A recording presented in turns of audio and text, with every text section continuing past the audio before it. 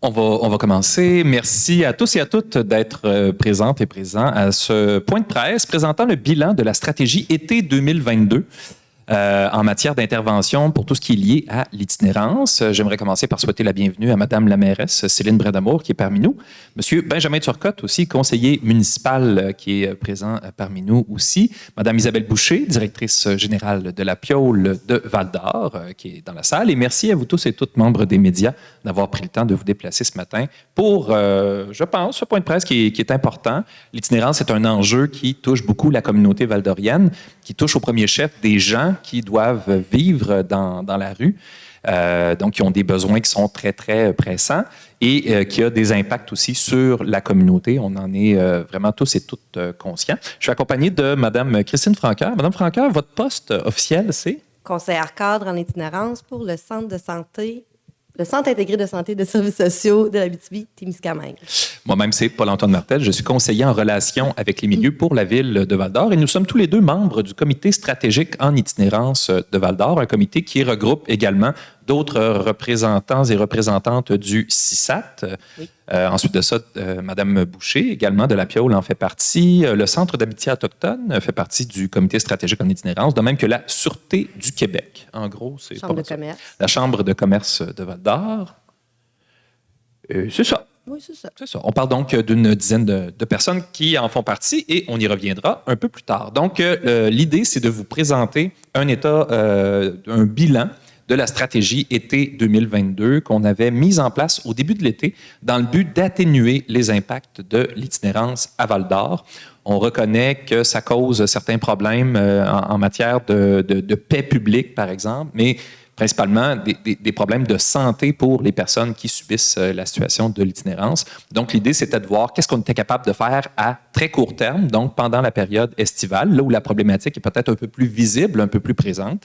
Et c'était de tenter d'agir sur 4 fronts différents. Donc, le premier, c'était la mise en place du projet Pétapan, dont Christine va vous parler tout à l'heure.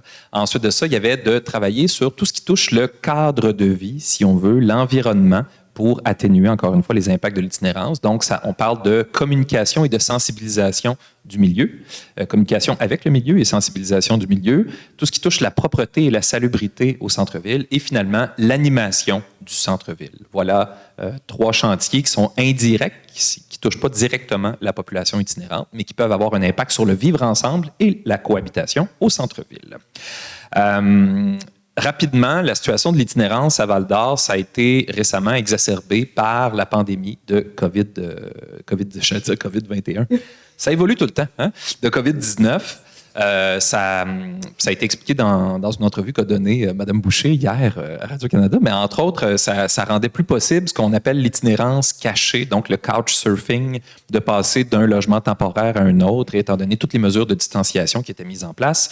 Il y a une spécificité d'itinérance autochtone aussi à Val-d'Or, donc avec la fermeture de certaines communautés à ceux et celles qui n'étaient pas vaccinés, la proximité de Val-d'Or de ces communautés-là, Val-d'Or en tant que lieu de service, lieu de rencontre, lieu de transit pour des membres des communautés Anishinaabe-Cri, ça a augmenté également le nombre de membres des premiers peuples qui étaient frappés par la situation de l'itinérance.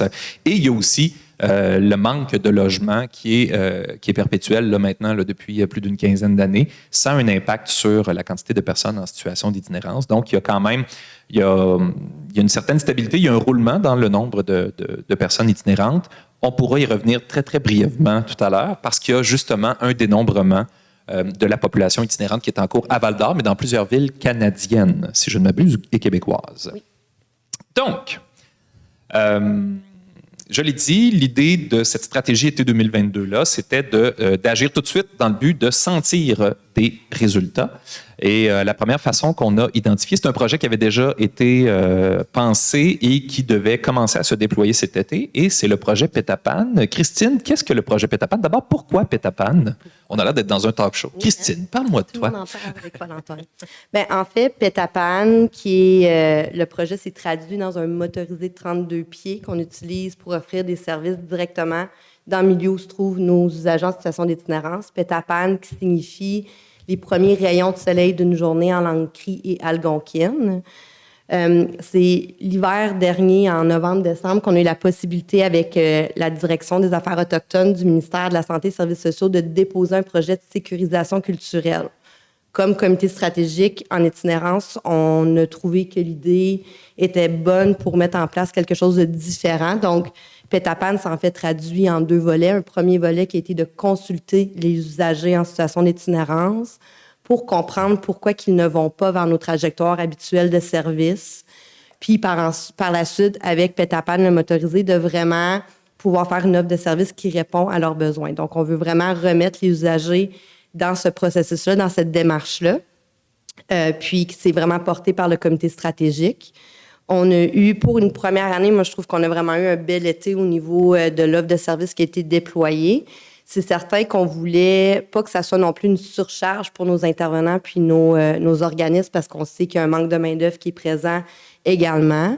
Donc, ce qu'on a réussi à faire, bien, c'est certain qu'en allant à la rencontre des usagers, on a pu aller dans différents parcs, les ruelles, les campements, parce qu'on a quand même des campements qui sont présents là, à divers endroits ici, là, à Val-d'Or. Puis, dans le motorisé, se trouvait tout ce qu'il fallait pour faire l'intervention, créer un lien. Donc, on parle dans les grandes chaleurs, il y avait toujours des bouteilles d'eau, des popsicles, de la nourriture. Pour les infirmières qui se promenaient dans Pétapan, on avait également tout ce qu'il fallait pour les changements de pansement. Parce que c'est des gens, justement, qui allaient en santé courante pour faire ces démarches-là en CLSC, que c'est difficile ou qui ne se rendent pas à l'hôpital pour X raisons. Ils vont s'accrocher les pieds en se rendant là-bas. Donc, il y avait le côté santé aussi qu'on voulait stabiliser, des prises de sang, ce qui est contraception, injection santé mentale.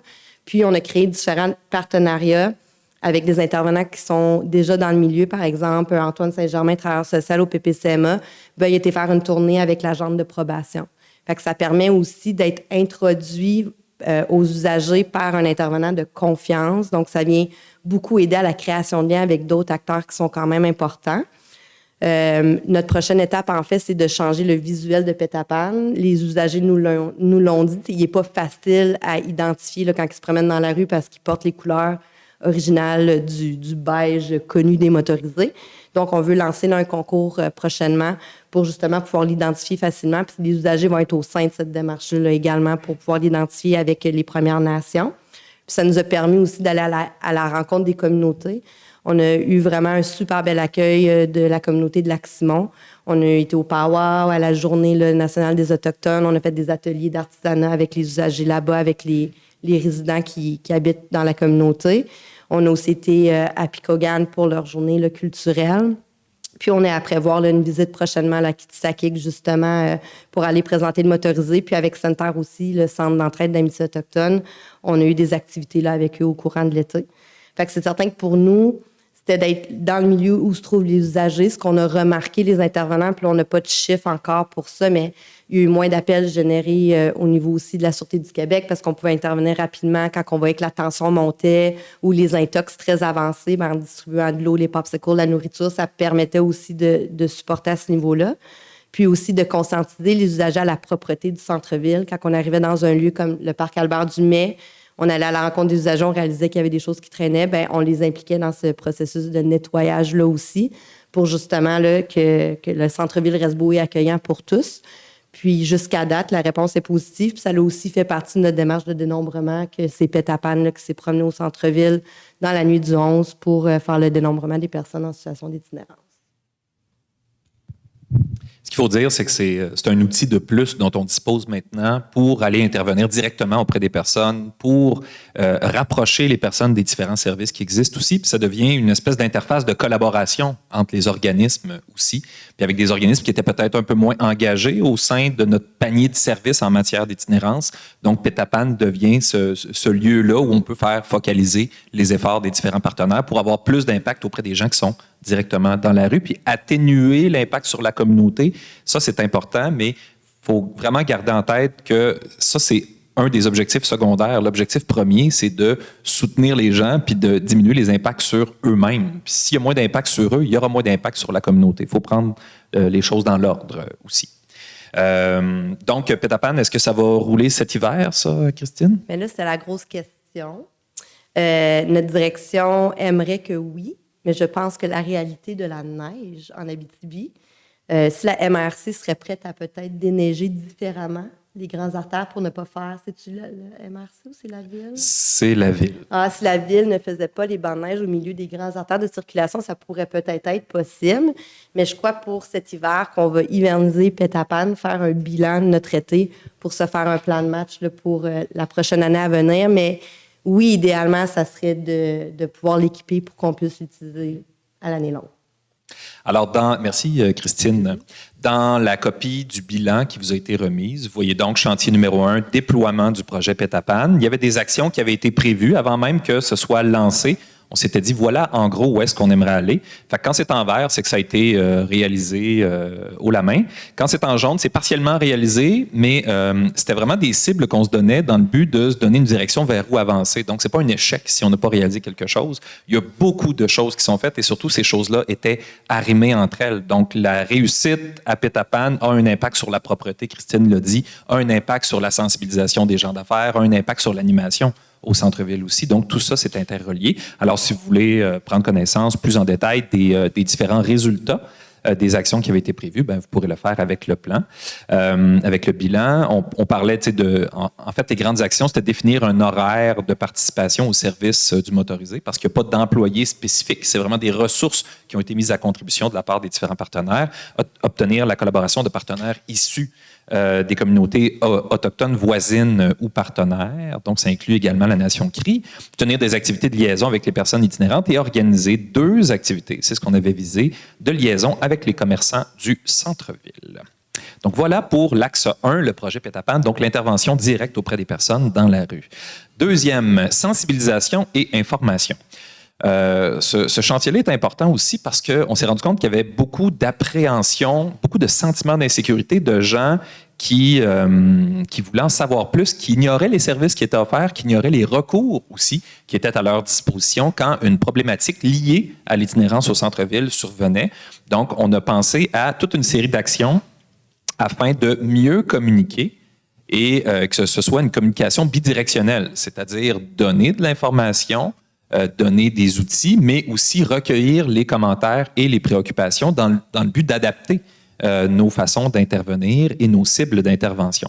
Donc, ce qui avait été prévu comme action, on parlait de visite de courtoisie aux commerçants du centre-ville pour informer, expliquer, écouter, distribution d'un petit outil imprimé décrivant les ressources du milieu qui deviendrait une espèce de petite aide-mémoire dont pourraient disposer les marchands du centre-ville, mise en ligne d'une section du site web reprenant et bonifiant les informations de l'outil imprimé, mise en place d'une ligne téléphonique, communication diverses pour annoncer des mesures, faire le point sur la situation, etc., développer une image de marque pour le comité stratégique en itinérance. Et voilà ce qui avait été prévu. Donc, comme vous voyez, la plupart de ces mesures-là ont été réalisées. Un peu moins l'image de marque. On n'en est pas encore là, je pense, avec le comité stratégique en itinérance. C'est le même défi que rencontre Pétapan, donc d'avoir un visuel qui est plus facilement identifiable. Puis, les communications diverses, on parlait de faire au moins 2 sorties médiatiques. On s'est rendu compte que c'était pas toujours la sortie médiatique qui était le mieux à faire. Là, on en fait une aujourd'hui, mais parfois, c'est d'aller rencontrer directement les personnes. Et entre autres, on a tenu un déjeuner causerie avec des commerçants du centre-ville. Au préalable, on a fait la tournée avec le conseiller Turcotte ici et mon humble personne. Donc, on est allé les rencontrer pour les inviter à cette activité-là. Ça a été l'occasion d'échanger avec eux. Et ce qu'on a pu constater suite à ce déjeuner-causerie-là, ça a été confirmé par la Sûreté du Québec, beaucoup moins d'appels pour des trucs qui étaient peut-être pas d'une importance capitale là, et une urgence. Il y a des gens qui, chaque fois qu'il se passait quelque chose, appelaient la police. Il y a des fois où c'est tout à fait justifié et nécessaire de le faire, mais quand on trouve des déchets sur son terrain, ça ne vaut pas nécessairement la peine d'appeler la police pour ça. Des fois, ça vaut peut-être plus la peine de les mettre dans la poubelle et au recyclage, dépendamment du type de matière résiduelle dont il est question. Donc, ça a permis de faire descendre la tension énormément, puis ça nous a prouvé que cette communication-là et cette sensibilisation-là étaient importants. Et tous les outils qui ont été prévus ont effectivement été mis en ligne. Donc, il reste que ça ne veut pas dire que tout le monde les a consultés, mais dès qu'il y a des questions qui popent, et à partir du moment où les gens savent que ça existe, ils peuvent consulter ces différents outils-là et avoir un portrait juste et très transparent, je pense, de la situation et des efforts qui sont mis pour, lutter contre l'itinérance. Et quand je dis lutter contre l'itinérance, il faut qu'on se souvienne que ce n'est pas lutter contre les personnes itinérantes, c'est lutter contre le phénomène lui-même au bénéfice de tout le monde. Ça nous amène au chantier numéro 3, propreté et salubrité. Donc, on aura remarqué, par les années passées, on s'est rendu compte qu'avec la pandémie, l'impossibilité d'entrer dans certains commerces, la fermeture de certains bars, quelque chose d'aussi banal que l'accès à des toilettes, ça a été rendu beaucoup plus difficile, ce qui a eu un impact sur, sans faire plus d'explications, sur la salubrité au centre-ville. Donc, l'an passé, on avait installé 2 toilettes chimiques, c'est 5 toilettes qui ont été installées au bénéfice de tout le monde qui avait envie de s'en servir. Oui. Et donc, c'est des toilettes qui étaient vidangées et nettoyées, désinfectées 2 fois par semaine aussi. Donc, ça devient un service qui est à la fois pour les personnes itinérantes et pour la population en général. Et ça a été beaucoup utilisé. Donc, je pense que là, on a répondu à un besoin en faisant ça. Ensuite de ça, la ville s'est dotée d'un nouveau véhicule de type MADVAC qui a été utilisé pour des opérations de nettoyage et on a vu la différence, nous, à l'interne, dans la facilité d'utilisation puis dans l'impact que ça pouvait avoir dans la salubrité. On ajouterait que la ville a signé un contrat d'entretien pour le terrain de l'hôtel de ville et le parc du Mai pendant la saison estivale afin de s'assurer ça allait jusqu'à une désinfection partielle, ramassage des déchets, nettoyage de graffitis, essayer d'intervenir le plus rapidement possible pour améliorer le sentiment de sécurité des gens et deuxièmement, pour ne pas laisser la situation aller et se dégrader continuellement. L'activité Val d'Or s'embellit au lieu. On parlait de 3 activités de nettoyage par l'équipe et les personnes qui utilisent Petapan. Donc, ça s'est fait sans que ce soit des activités à grande échelle, ça s'est fait continuellement avec la présence de Petapan dans les parcs. Et finalement, on parlait de tenue de 3 séances de nettoyage au centre-ville. Ça, c'était une idée qui avait été sortie, mais des idées comme ça, il faut qu'elles soient portées par des gens. Malheureusement, on ne l'a pas réalisé, mais on a lancé l'invitation aux commerçants de nettoyer autour de leur commerce, même si c'est plate, même si ce n'est pas eux qui ont sali, il reste qu'on a tous une responsabilité pour atténuer les impacts et ça a trouvé un écho favorable chez les gens d'affaires. Donc, il y a une tournée également qui s'est faite avec la Sûreté du Québec et un contremaître du service sport et plein air dans le but d'identifier des situations problématiques, là où la visibilité était moins bonne, là où ça pouvait nuire au sentiment de sécurité, où il faudrait ajouter de l'éclairage, des caméras de surveillance pour améliorer la sécurité du public puis éventuellement améliorer le sentiment de sécurité, qui sont liés, mais qui sont 2 choses. Un endroit peut être parfaitement sécuritaire, avec des requins pas dedans, par exemple, et quelqu'un peut ne pas se sentir en sécurité. On n'a pas beaucoup d'impact là-dessus, à part de créer un environnement favorable au sentiment de sécurité. Et finalement, l'animation centre-ville, on partait avec la conviction, puis ça a été mesuré par plein d'études, et ça a été mesuré par l'expérience ici même, qu'avec plus de gens au centre-ville, les comportements désobligeants diminuent. Quand il y a plus de gens qui occupent, par exemple, un espace comme le Parc du Mai, il y a beaucoup moins de gens qui vont occuper tout l'espace en état d'ébriété, qui vont se sentir libres d'y faire, peu importe ce qui leur passe par la tête. Donc, l'idée, c'était ça. Notre animation s'est concentrée surtout sur la fin juillet et le début août. C'est comme ça que ça avait été prévu, mais on a attaché ces mesures-là à la stratégie centre-ville et on a pu voir une différence. Les soirs où il y avait de l'animation, les gens se sentaient beaucoup plus en confiance au centre-ville. Les gens étaient présents, ont répondu présents. On salue le travail, par exemple, de la Corporation Rue Principale qui a organisé toute une série de spectacles pendant lesquels les gens étaient là, se sentaient libres d'aller danser, de s'amuser. Il y avait quand même des personnes en situation d'itinérance qui étaient présentes, mais ça atténuait énormément.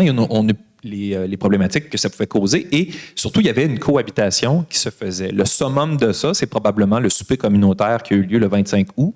À ce moment-là, toute la clientèle de la Piole est venue souper au souper communautaire et il y a 0 incident qui se sont produits, même que l'itinérance passait inaperçue. Tout le monde était traité sur un pied d'égalité.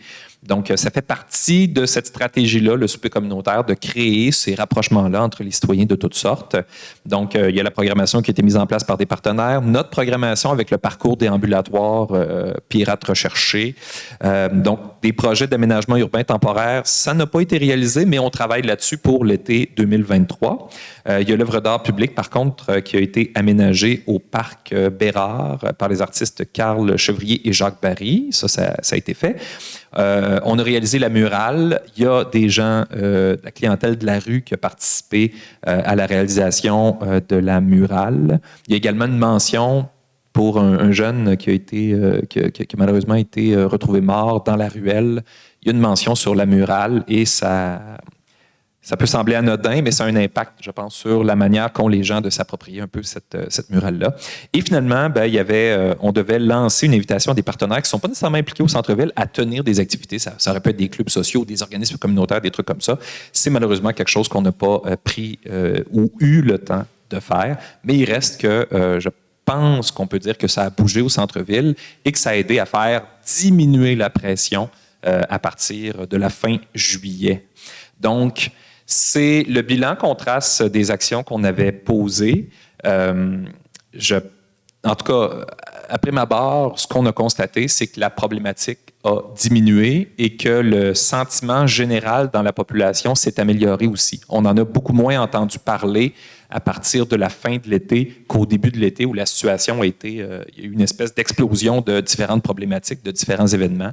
On a réussi à contrôler ça. Maintenant, l'idée, c'est de ne pas avoir à revivre certains types de problèmes à chaque année. Le but, c'est pas ça. Le but, c'est pas de se préparer puis de toujours faire face à la même tempête avec les mêmes caractéristiques. C'est de se donner les outils, de travailler en amont des problèmes et de travailler notre capacité à régler les problématiques qui se présentent aussi. Et j'y reviendrai brièvement parce qu'il y a un autre ingrédient important qui a été mis en place ces derniers mois. Je vais passer la parole à Christine là-dessus et je vais parler un peu pour qu'elle puisse... Là, je pointe le point 4. C'est qu'il y a un outil qui a été mis en place quand même il y a près de 2 ans maintenant, qui est un site non traditionnel, donc un deuxième lieu d'accueil pour les personnes qui sont en situation d'itinérance, donc un deuxième dortoir. Il y a une subvention qui a été annoncée pour stabiliser un peu l'opération de ce lieu-là, qui était au sol de l'église, qui y est toujours, mais qui va déménager dans les prochaines semaines. Christine, as-tu des détails à nous donner là-dessus? En fait, le bail est signé. C'est confirmé que c'est à l'ancien Super Club Vidéotron, comme ça avait été annoncé aussi cet été aux commerçants. En ce moment, les travaux ont débuté, mais c'est vraiment au niveau des coûts aussi là, qui excèdent les prévisions, mais c'est en lien avec le code du bâtiment également là, pour répondre aux exigences. Fait que oui, il y a une transition qui va se faire éventuellement. On remercie la fabrique de l'église Saint-Sauveur là, d'avoir accepté aussi de prolonger le bail au sol de l'église le temps que les travaux se fassent. Mais c'est certain que dans les prochains mois, on ne peut pas estimer pour les travaux, mais ça va se faire, là, c'est certain, là, inévitablement dans les mois à venir. D'ici la fin 2022, haussement d'épaule éloquent, on l'espère. Donc, c'est un lieu aussi qui va être beaucoup plus adapté pour recevoir des personnes, mais à partir duquel on va pouvoir travailler avec ces personnes-là, qui va probablement être plus accueillant, donc peut-être plus propice à nouer des liens avec ces gens-là, puis qui va offrir certaines possibilités, peut-être éventuellement d'intervention. Je ne veux pas m'avancer plus. J'ai dit peut-être. Le peut-être est important dans ma phrase ici. Donc, merci beaucoup, mesdames, pour cette petite mise au point. À venir, au cours des prochains mois, il y a un dénombrement qui s'est fait. À quoi ça sert de faire un dénombrement, Christine? En fait, pour notre région, pour l'Abitibi-Témiscamingue, c'est la première fois qu'on participe au dénombrement. Le dernier était en 2018. Le thème, c'est tout le monde compte. Donc, c'est certain que c'est avoir un portrait de la nuit du 11 octobre. Donc, un portrait de l'itinérance du 11 octobre. L'ensemble des villes de l'Abitibi-Témiscamingue participent au dénombrement. Donc, c'est pas juste que Val-d'Or. Il y a les autres villes, les grandes villes aussi, puis les milieux touchés par l'itinérance. On veut donner un chiffre à l'itinérance visible. Aussi, tout l'aspect itinérance cachée quand on parle de couchsurfing. On a des gens qui se retrouvent en situation aussi dans des logements qui sont surpeuplés. Là, dans les communautés aussi, c'est un phénomène qui est très présent. Puis, le questionnaire qui est fait avec les usagers, en fait, qui se retrouvent en situation d'itinérance, c'est pour comprendre leur parcours aussi. Fait que oui, avoir un chiffre du nombre, comprendre le parcours de ces gens-là pour savoir où on peut travailler pour éviter que les gens se retrouvent en situation d'itinérance. Puis il y a tout l'aspect aussi sortie de la rue. Qu'est-ce qu'on a de besoin pour sortir ces gens-là de la rue? Dans les 2 dernières années, le ministère, on a donné beaucoup d'informations, des fiches informatiques qui voulaient des chiffres, qui voulaient qu'est-ce qui était fait en Abitibi. Puis ça l'a fait descendre du financement. On l'a vu avec le site non traditionnel. Donc, moi, j'ai bon espoir que suite à ce dénombrement-là, que les sommes qui vont descendre sur le terrain, ça va être vraiment représentatif des besoins. Avec le plan qu'on a là, d'action interministérielle en itinérance, ça se basait sur le dénombrement de 2018 pour les régions qui l'avaient effectué pour avoir des sommes en lien avec les problématiques qui étaient ressorties.